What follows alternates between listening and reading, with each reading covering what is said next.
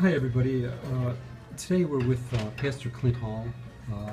Was pastor, retired now, and he's with the Sending Project in Kansas City. And one of the questions we want to ask Clint is, what has 17 years of night and day prayer done for Kansas City metro area?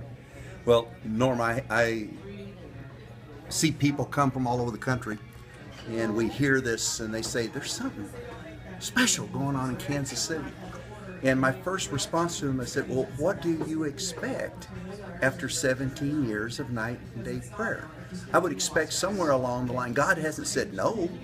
Maybe he said wait, but I'm convinced, other things with citywide prayer movement, this phenomena we're seeing in Kansas City didn't happen by chance.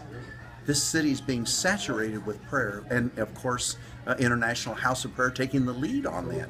And so I'm glad to say there's no two ways about it. If we're going to see the things happen in this city that we really believe God wants to happen, it always is preceded by prayer. All movements are preceded by prayer. So we're encouraging all through the city that folks, pray, and then we'll see what God does. Well, Clint, can you tell us what exactly you're involved in and how that has grown because of prayer? I've had the privilege of being a pastor here 41 years.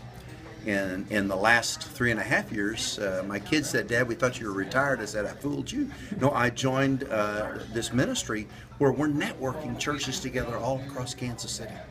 And we know that what each church is doing is important. But the question we have is could we be better together?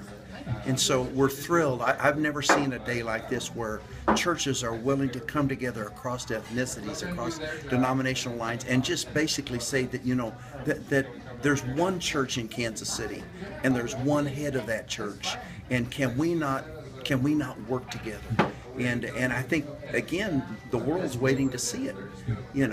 Jesus said, by this all men will know.